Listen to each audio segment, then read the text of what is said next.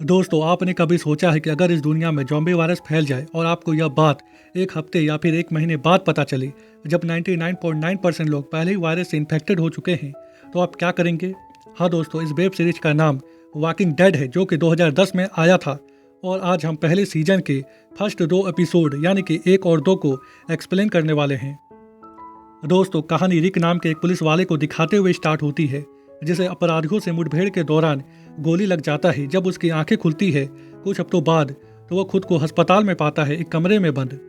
वह मदद के लिए नर्स को बुलाता है, पर जब नर्स नहीं आती तो वह जैसे तैसे करके कमरे से बाहर निकलता है और बाहर का नज़ारा देखकर चौंक जाता है, क्योंकि हॉस्पिटल पूरी तरह से तहस नहस पड़ा हुआ था और बाहर एक डेड बॉडी भी होता है, जिसे देखने में ऐसा लगता है कि किसी ने उस डेड बॉडी को खाने की कोशिश की हो। रिक जब हॉस्पिटल से बाहर निकलने की कोशिश करता है तो उसे एक दरवाजा देखने को मिलता है, जिसके पीछे से आवाज आ रही थी और दरवाजे में लिखा हुआ था डोंट डेड ओपन इनसाइड। जब रिक उस दरवाजे के पास जाता है तो उसके पीछे से एक हाथ बाहर निकलता है, जिसे देखकर रिक थोड़ा डर जाता है और किसी तरह इस हॉस्पिटल से बाहर निकलता है। बाहर रिक को इससे भी बड़ा झटका लगता है। सैकड़ों की संख्या में हॉस्पिटल के बाहर डेड बॉडी पड़ा हुआ था, जिसके ऊपर मक्खी भनक रहा था। सारे डेड बॉडी के सिर पर गोली मारा गया था। कुछ डेड बॉडी अभी भी जिंदा थे, जिसके सिर पर गोली नहीं मारा गया था। वह डेड बॉडी रिक को देखकर उसकी तरफ बढ़ने लगते हैं। रिक किसी तरह साइकिल लेकर वहां से बचकर निकल जाता है और सीधा अपने घर जाता है, अपने परिवार के पास। पर घर में उसके अलावा कोई और नहीं होता, ना उसका बेटा और ना उसकी पत्नी। यह देखकर रिक रोने लगता है और जब वह घर से बाहर निकलता है तभी एक लड़का रिक को पीछे से मारकर बेहोश कर देता है। वहां पर उस लड़के का पिता भी होता है, जो कि एक ज़ॉम्बी को उसके सिर पर गोली मारकर जान से मार देता है। जब रिक की आंखें खुलती है तो वह खुद को बंधा हुआ पाता है। उसके पास एक आदमी होता है जिसका नाम मॉर्गन था, जिसके पास एक बंदूक होता है और एक लड़का जो कि बेसबॉल का डंडा लिए खड़ा था। उस आदमी और लड़के को लगता है कि रिक वायरस से इन्फेक्टेड है, पर ऐसा नहीं था। रिक बताता है कि उसे गोली लगी थी और आज ही वह कोमा से बाहर निकला है। जिसके बाद वह आदमी रिक को आज़ाद कर देता है और ज़ॉम्बी के बारे में बताता है, जिसे इस सीरीज में वॉकर कहा गया है। फिर वह आदमी बोलता है कि ज़ॉम्बी साउंड, लाइट और स्मेल के पीछे आते हैं और अगर ज़ॉम्बी एक बार किसी आदमी को काट ले तो वह आदमी बहुत जल्दी ज़ॉम्बी बन जाएगा और ज़ॉम्बी को ख़त्म करने के लिए उसके सिर पर गोली मारना पड़ता है। तभी घर के बाहर से गाड़ी की आवाज़ आती है। रिक खिड़की से बाहर देखता है तो उसे बाहर बहुत सारा ज़ॉम्बी नजर आता है, जो कि साउंड और अंधेरे के कारण बाहर इकट्ठा हो रहे थे। उन ज़ॉम्बी में से एक मॉर्गन की पत्नी भी थी, जिसे ज़ॉम्बी ने काट लिया था। अगले दिन रिक, मॉर्गन और उसका बेटा जब घर से बाहर निकलते हैं तभी रिक पहली बार एक ज़ॉम्बी को मारता है। इसके बाद ये लोग रिक के घर आते हैं। रिक बताता है कि मेरी पत्नी और बेटा अभी भी जिंदा है। रिक ऐसा इसलिए कहता है क्योंकि उसके घर की सारी अलमारी खाली थी। रिक का फैमिली फोटो भी नहीं था। मॉर्गन रिक को अटलांटा के रिफ्यूजी कैंप के बारे में बताता है, जहां उसकी पत्नी और बेटा हो सकता है। इस रिफ्यूजी कैंप के बारे में मॉर्गन को टीवी से पता चला था कि वहां पर मिलिट्री लोगों को सुरक्षित रखती है और रहने के लिए जगह देती है। यह जानने के बाद रिक वहां पर जाने का फैसला करता है। इसके बाद रिक, मॉर्गन और उसके बेटे को लेकर पुलिस हेडक्वार्टर जाता है बंदूक लाने के लिए। वहां पर बहुत सारा बंदूक होता है।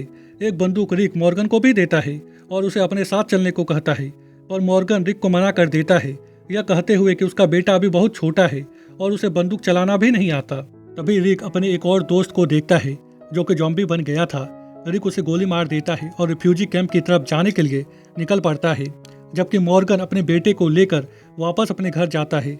इसके बाद वह बंदूक के साथ दूसरे मंजिल में जाता है और ज़ॉम्बी को गोली मारना स्टार्ट करता है, ताकि आवाज़ सुनकर उसकी पत्नी वहां पर आई और वह अपनी पत्नी को गोली मारकर ज़ॉम्बी की ज़िंदगी से हमेशा के लिए मुक्त कर दे।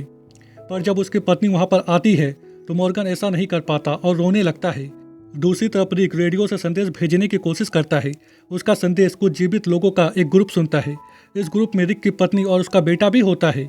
सिग्नल प्रॉब्लम की वजह से रिक को गाड़ी की आवाज़ सुनाई नहीं देती। तभी रिक के गाड़ी का गैस खत्म हो जाता है तो वह पास के इलाके में गैस ढूंढने के लिए जाता है। रिक को वहां पर एक घर दिखाई देता है।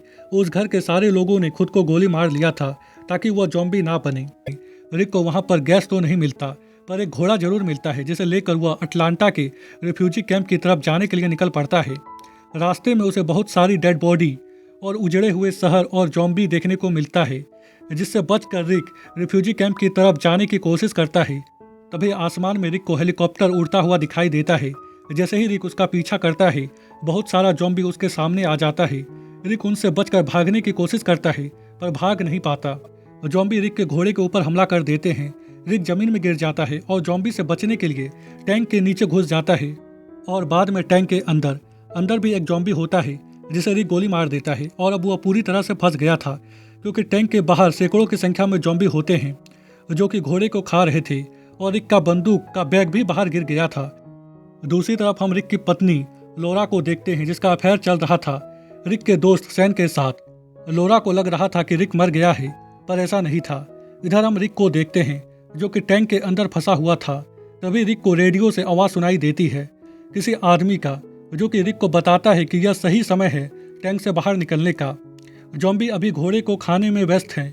वह आदमी रिक को बताता है कि उसे टैंक से बाहर निकलकर किस तरह भागना है। रिक ठीक ऐसा ही करता है। कुछ दूर भागने के बाद वह आदमी यानी कि ग्लेन रिक को जॉम्बी से बचाकर अपने साथ ले जाता है जहां उसके और भी साथी होते हैं। वे लोग यहाँ पर खाने का सामान लेने के लिए आए थे पर रिक की वजह से ये लोग यहाँ पर फंस गए थे क्योंकि रिक ने सड़क पर गोली चलाई थी जिसकी वजह से शहर भर के सारे जॉम्बी इस इलाके में इकट्ठा हो रहे थे और कुछ जॉम्बी तो इस बिल्डिंग के अंदर घुसने की भी कोशिश कर रहे थे। तभी इन सबको गोली चलने की आवाज़ सुनाई देती है और यह काम इनके ही एक और साथी डिक्सन का होता है जो कि बिल्डिंग के ऊपर से जॉम्बी पर निशाना लगा रहा था। और जब उसका साथी टी डॉग उसे गोली बर्बाद करने से मना करता है तो इनके बीच लड़ाई हो जाती है। डिक्सन खुद को इस ग्रुप का बॉस समझ रहा था पर ऐसा था नहीं। रिक लड़ाई में हस्तक्षेप करता है और डिक्सन को एक लोहे की पाइप से बांध देता है और कहता है कि यहाँ पर कोई भी बॉस नहीं है। इसके बाद ये लोग यहाँ से बाहर निकलने के बारे में सोचते हैं। तभी रिक को बातों ही बातों में पता चलता है कि शहर के बाहर पहाड़ी इलाकों में इनके और भी साथी हैं जो कि छुपे हुए हैं एक ग्रुप बनाकर। इसी ग्रुप में रिक की पत्नी लोरा और उसका बेटा कार्ल होते हैं पर यह बात रिक को पता नहीं थी।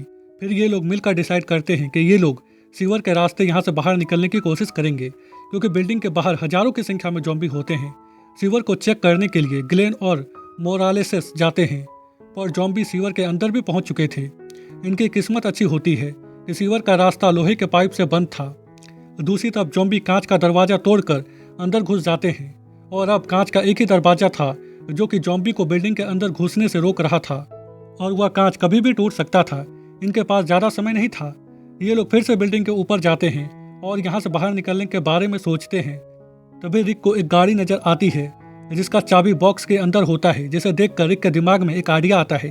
फिर ये लोग बाहर से एक डेड बॉडी लेकर आते हैं जिसे रिक कुल्हाड़ी से काट देता है और उसके गुर्दे को बाहर निकालता है।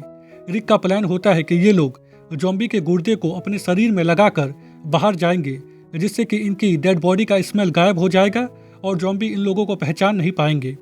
और ये लोग करते भी ऐसा ही है क्योंकि जॉम्बी आवाज़ और स्मेल के पीछे भागते थे और इनका प्लान काम करता है। जब रिक और ग्लेन जॉम्बी के पास जाते हैं तो जॉम्बी इनकी मौजूदगी को फील नहीं कर पाते। फिर ये लोग जॉम्बी के बीच से होते हुए धीरे धीरे करके उस गाड़ी तक जाने की कोशिश करते हैं और बाकी लोग छत से इन लोगों को देख रहे थे। तभी टी डॉग का कांटेक्ट अपने साथियों से होता है पर सिग्नल खराब होने की वजह से टी डॉग को उनकी आवाज़ सुनाई नहीं देती पर उन्हें समझ में आ जाता है कि ये लोग डिपार्टमेंट स्टोर में फंस गए हैं। एमी जो कि एंड्रिया की बहन होती है वह उन लोगों को बचाने की बात कहती है पर सैन मना कर देता है और कहता है कि उन लोगों को बचाने के चक्कर में हम अपने ग्रुप को खतरे में नहीं डाल सकते। यह सुनने के बाद एमी वहां से गुस्से में चली जाती है। दूसरी तरफ हम रिक और ग्लेन को देखते हैं जिनकी किस्मत अच्छी होती है कि इनका प्लान काम करता है पर इतनी भी अच्छी नहीं क्योंकि कुछ दूर जाने के बाद बारिश स्टार्ट हो जाता है। रिक और ग्लेन ने जो कुछ भी लगाया था अपने शरीर में सारा कुछ धुल जाता है और जॉम्बी इनकी मौजूदगी फील कर पाते हैं, इन्हें सूंघ पाते हैं जिसके कारण जॉम्बी इनके ऊपर हमला करने की कोशिश करते हैं, इनका पीछा करते हैं।